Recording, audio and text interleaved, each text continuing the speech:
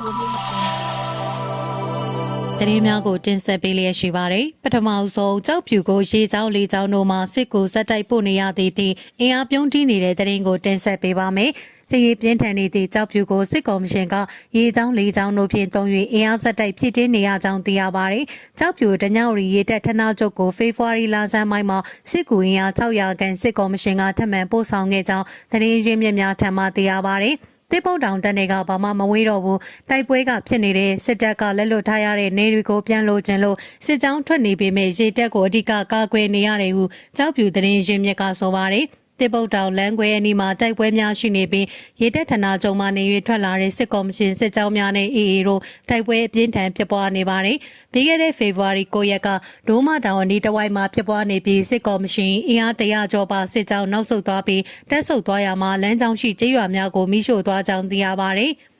ဆိုင်ချုံတွင်ကျေးရွာအနီးမှာရှိတဲ့အုပ်စုမှာရှိတဲ့တောင်ရင်တောင်ငူမင်းရကုန်းတရက်ပင်အောင်ကျေးရွာတို့ကိုမိရှို့ဖျက်ဆီးမှုများပြုလုပ်သွားတယ်လို့ဒေတာရင်းသတင်းရင်းမြစ်ကဆိုပါတယ်။ကြောက်ဖြူမြို့နယ်ရှိချင်းလင်းချင်းမြန်တရင်များရေတပ်ဌာနချုပ်နဲ့ရဲတပ်ရင်များကိုစစ်ကော်မရှင်ကပြီးခဲ့တဲ့ဒီဇင်ဘာလမှစတင်ကအင်အားများဇက်တိုက်ပို့ဆောင်နေခြင်းဖြစ်ပါတယ်။ဇန်နဝါရီ30ရက်နေ့ကဖောင်တော်စိတ်မှနေ၍ရေတပ်ဌာနချုပ်နဲ့ကလာရ34ကိုအင်အား400ပို့ဆောင်ခဲ့တဲ့အကြောင်းသိရပါတယ်။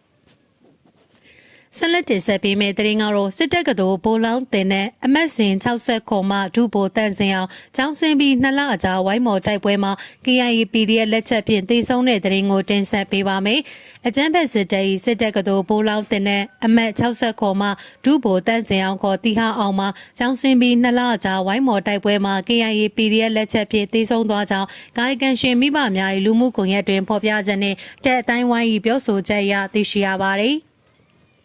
ဒုဗိုလ်တန့်စင်အောင်ခေါ်တီဟာအောင်မှာကျောင်းဆင်းပြီး2လကြာ2026ခုနှစ်ဖေဖော်ဝါရီလ2ရက်နေ့ဝိုင်းမော်မြို့အနောက်ဘက်တိုက်ပွဲမှာကြာဆုံးသွားခြင်းဖြစ်ကြောင်းသိရပါတယ်။ကျောင်းဆင်းပြီးဒုဗိုလ်ဖြစ်တပွင့်တင်ပြီးရင်ခွင့်ဆက်ရက်ပေးပါတယ်။ပြီးရင်သက်ဆိုင်ရာတာဝန်ကျရာနေရာတွေကိုတွားရောက်ပြီးတာဝန်ထမ်းဆောင်ရပါတယ်။အားလုံးကတော့ရှေ့တန်းစစ်မြေပြင်ကိုလွတ်တာပါ။ DSC 60ခေါ်အများစုကရှေ့တန်းစစ်မြေပြင်ကိုလွတ်တာပါဟုတပ်သတင်းရင်းမြစ်ကဆိုပါတယ်။ဒုဗိုလ်တန့်စင်အောင်ခေါ်တီအောင်တေဆုံးခဲ့တဲ့တိုက်ပွဲမှာဖေဖော်ဝါရီ2ရက်နေ့ဝိုင်းမော်မြို့ရဲ့အနောက်ဘက်ရာဘာချန်နဲ့ငပြောချံများတွင်တက်ဆွဲထားသောကာကင်းစကန်များဖြစ်ပြီးရင်းတိုက်ပွဲများမှာ KIA ကစစ်တပ်၏ကာကင်းစကန်3ခုကိုတိုက်ခိုက်သိမ်းပိုက်ခဲ့ပြီးစစ်တုံးပန်းများလက်နက်ခဲယမ်းအများပြားကိုသိမ်းဆည်းရရှိခဲ့ကြောင်းသိရပါသည်။ရင်းပြင်ဖေဖော်ဝါရီ4ရက်နေ့မှဖေဖော်ဝါရီ9ရက်နေ့အထိစစ်တပ်နဲ့ KIA တပ်များကြားဝိုင်းမော်မြို့နယ်မှာတိုက်ပွဲများအပြင်းထန်ဖြစ်ပွားခဲ့ပြီးနောက်ခလာရ58တပ်ရင်းကာကင်းစကန်တစ်ခုကိုလည်းတိုက်ခိုက်သိမ်းပိုက်ရရှိခဲ့ကြောင်းစစ်တပ်ဘက်မှထိခိုက်သိမ်းဆုံးမှုများပြားပြီးလက်နက်ခဲယမ်းအများပြားကိုလည်းထပ်မံသိမ်းဆည်းရရှိခဲ့ကြောင်းသိရပါတယ်။စစ်တပ်ကဝိုင်းမော်မြို့အခြေဆိုင်ခလာရ58တပ်ရင်းကိုကာကွယ်ရတဲ့မြစ်ကြီးနားမြို့နယ်ဗလာမင်းတင်တရာနီမိုင်းနာကျေးရွာမကောရန်ရှိမှန်ပြတောင်ပေါ်မှနေ၍လက်နက်ကြီးများဖြင့်ဆက်မပြတ်ပစ်ကူပေးမှုများလှုပ်ဆောင်ခဲ့ကြောင်းသိရပါတယ်။ဆက်လက်တင်ဆက်ပေးမယ့်သတင်းကတော့ပြည်ထောင်စုသစ်အတွက်ပေါင်းစည်းခေါင်းဆောင်ကြဖို့တိုင်းရင်းသားခေါင်းဆောင်တွေကိုNUGယာယီသမ္မတမြစ်တာရက်ခံတဲ့သတင်းကိုတင်ဆက်ပေးပါမယ်။စစ်အာဏာရှင်စနစ်ချိုးဖျက်ပြီးပြည်ထောင်စုသစ်တည်ဆောက်ရေးအတွက်ပေါင်းစည်းခေါင်းဆောင်ကြဖို့တိုင်းရင်းသားခေါင်းဆောင်တွေကိုအထူးမြစ်တာရက်ခံတိုက်တွန်းလိုကြောင်းအမျိုးသားညီညွတ်ရေးဆိုရ NUGယာယီသမ္မတဒူဝါလက်ရှိလာကပြောကြားလိုက်ပါတယ်။ဒီကနေ့ကြာရောက်တဲ့89နှစ်မြောက်ပင်လုံစာချုပ်ချုပ်ဆိုခြင်းပြည်ထောင်စုနေ့အခမ်းအနားကျင်းပစဉ်ယာယီသမ္မတကမိန့်ခွန်းပြောကြားပြီးအခုလိုတိုက်တွန်းခဲ့တာပါတိုင်းရင်းသားပြည်သူတရက်လုံးမှတဆင့်ကျွန်တော်အနေနဲ့တိုင်းရင်းသားကောင်းဆောင်အသီးသီးကိုဒီနေရာကနေအထူးမြတ်တာရက်ခံလိုတာရှိတဲ့ကျွန်တော်တို့အနေနဲ့ပြည်ထောင်စုစစ်စစ်ကိုထူထောင်နိုင်ဖို့ဆိုရင်သဘောထားကြီးမှုနဲ့အမျှော်မြင်ကြီးမှုကအင်မတန်အရေးကြီးပါတယ်လူအများစုကလူနည်းစုကိုဖိနှိပ်တာလူအုပ်ကြီးကနေလူတဦးချင်းစီကိုဖိနှိပ်တာတွေယနေ့ကာလအထိကြဲကြဲပြန့်ပြန့်ဖြစ်ထွန်းနေစေဖြစ်တဲ့ကျွန်တော်တို့တိုင်းရင်းသားပြည်သူတရက်လုံးအနေနဲ့အထွေထွေနဲ့နာဆုံးရှုံးမှုတွေကိုယနေ့ချိန်ကာလမှာအဆုံးသတ်နိုင်ဖို့လိုနေပြီဖြစ်ပါတယ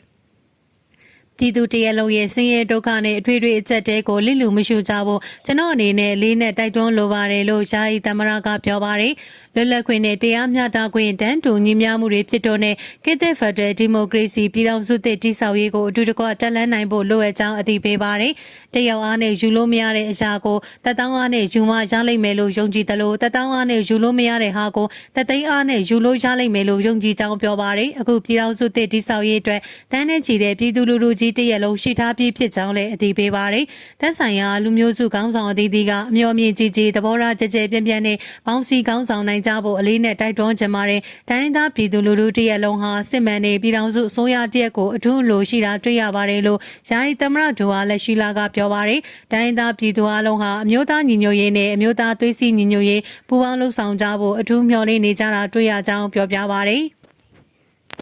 ကျွန်တော်တို့အနေနဲ့အကြမ်းဖက်စစ်အာဏာရှင်စနစ်ကိုချိုးဖျက်ပြီးပြည်ထောင်စုပေါင်းစည်းရေးနဲ့ခေတ်သစ်နိုင်ငံတော်တစ်တရက်ကိုဆက်လက်တည်ထောင်ဖို့အလေးနဲ့တိုက်တွန်းလိုပါတယ်။တိုင်းဒေသပြည်သူတရက်လုံးအနေနဲ့လည်းအာဏာရှင်စနစ်အမျိုးမျိုးရဲ့ဖိနှိပ်မှုကနေရုန်းထနိုင်ပြီးလွတ်လပ်သောတရားမျှတသောတန်းတူညီမျှသောလောကပါလာတရားနဲ့ပြည့်စုံတဲ့ပြည်ထောင်စုတစ်ကိုအတူတကွချီတက်ကြပါစို့လို့ယာယီသမ္မတကတိုက်တွန်းထားပါတယ်။တောင်တန်းနဲ့ပြည်မပေါင်းစည်းမှုဟာပြည်ထောင်စုသင်္ကေတအဖြစ်တည်ရှိခဲ့တဲ့ပြင်တိုင်းဒေသအလုံးရဲ့တန်းတူညီမျှမှုကိုအခြေခံတဲ့နိုင်ငံရေးကွန်ထရက်ကိုပြည်ထောင်စုသင်္ကေတအဖြစ်မှတ်ယူနိုင်ကြောင်းမိန့်ခွန်းမှာပြောပြပါရယ်ဒါပေမဲ့နိုင်ငံရေးအရလူမျိုးရေးအရဖိနှိပ်မှုတွေအပြင်စနစ်အရဖိနှိပ်မှုတွေကိုပါတိုင်းရင်းသားပြည်သူတရက်လုံးပုံစံမျိုးမျိုးနဲ့ခန်းစားခဲ့ရကြောင်းအသိပေးခဲ့ပြီးဒါဟာအလုံးရဲ့အခြေခံရင်းမြစ်ပြည်ထောင်စုအနှစ်သာရကိုပြေဝစွာမဖော်ဆောင်နိုင်လို့ဖြစ်တယ်လို့ပြောပါရယ်တိုင်းရင်းသားကောင်းဆောင်ဆက်ဆက်ဟာအထွေထွေဖိနှိပ်မှုတွေကိုရောပါတက်တောင်ပြင်ဆင်ဖို့စ조사ထုတ်ခဲ့ကြောင်းပြည်ထောင်စုစစ်မှုဖြစ်တဲ့မှုအတွက်နိုင်ငံရေးနဲ့စ조사ခဲ့တယ်လို့မျိုးသားရေးနည်းနဲ့ကုကန်တော်လှန်ရေးနည်းလမ်းတွေနဲ့လည်းအားထုတ်ခဲ့တာတွေ့ရမှာဖြစ်ကြောင်းယာယီသမ္မတကပြောပြပြီးတိုင်းသားကောင်းဆောင်ဆက်ဆက်ရဲ့အားထုတ်မှုတွေအလကားမဖြစ်ခဲ့ဘူးဆိုတာຫນွေဦးတော်လှန်ရေးကသက်သေပြနေကြောင်းပြောပါတယ်။ຫນွေဦးတော်လှန်ရေးဟာဒီမိုကရေစီရေးတသက်မဟုတ်သလိုအယက်သားဆိုရပေါ်ပေါက်လာရေးဆိုတာထက်ပုံမလွန်ကြောင်းလည်းအသိပေးပါတယ်။တိုင်းသားအလုံးရဲ့ထွေထွေအာဏာဖီဆန်ရေးလှုပ်ရှားမှုကိုຫນွေဦးတော်လှန်ရေးလှုပ်ရှားမှုနဲ့ပေါင်းစပ်ထားတဲ့ခင်းချင်းဖြစ်တာကိုတိုင်းသားနေမြေတွေကခုခံတော်လှန်စစ်အောင်ပွဲတွေကတက်သေးပြနေကြောင်းပြောပါရယ်ကျွန်တော်တို့အနေနဲ့လည်းဒီလိုတော်လှန်ရေးလှုပ်ရှားမှုကနေပြည်ထောင်စုစစ်ဖြစ်ထွန်းပေါ်ပေါက်ရေးကိုအစဉ်တစိုက်ဦးတည်ရှောက်လန်းနေကြောင်းပြောကြားလိုပါတယ်လို့ယာယီသမ္မတကပြောပါရယ်ဒီကနေ့ပြုလုပ်တဲ့89နှစ်မြောက်ပင်လုံစာချုပ်ချုပ်ဆိုခြင်းနေ့အထိမ်းအမှတ်ခမ်းနားကိုပြည်ထောင်စုလွှတ်တော်ကိုစားပြုကော်မတီအမျိုးသားညီညွတ်ရေးတိုင်ပင်ခံကောင်စီနဲ့အမျိုးသားညီညွတ်ရေးဆိုရတို့ကပူးပေါင်းကျင်းပခဲ့ခြင်းဖြစ်ပါတယ်လက်ရှိမှာ NUG အနေနဲ့တော်လှန်ရေးကိုပုံမအားကောင်းစွာနဲ့အကောင့်ထဲပေါ်နိုင်ဖို့အတွက်တိုင်းရင်းသားတော်လှန်ရေးအဖွဲ့ခေါင်းဆောင်တွေပါဝင်တဲ့ခိုင်မာအားကောင်းတဲ့နိုင်ငံရေးအစုအဖွဲ့ဖြစ်ပေါ်လာဖို့ကြိုးပမ်းနေကြောင်းလည်းသိရှိရပါတယ်ဆက်လက်တင်ဆက်ပေးမယ့်သတင်းအကြောင်းကတော့ချင်းမြောက်ပိုင်းကိုစစ်တပ်စစ်ကူတရားခန့်ထပ်ပို့ပြီးတိုင်းငင်းရောက်လာတဲ့အကြောင်းကိုတင်ဆက်ပေးပါမယ်။စကိုင်းတိုင်းကောလင်းမြို့ကနေစကိုင်းတိုင်းကလေးမျိုးကနေချင်းပြည်နယ်မြောက်ပိုင်းတီးတိမ်မြို့နယ်တိုင်းငင်းကျေးရွာကိုရောက်လာတဲ့စစ်ကောင်စီတပ်ဟာအင်အား100ခန့်ရှိကြောင်းတီးတိမ်မြို့နယ်ခြေစာ PDF ဇိုလန်တပ်ဖွဲ့စစ်ဦးစီးချုပ်ကိုကီတုံကပြောပါရယ်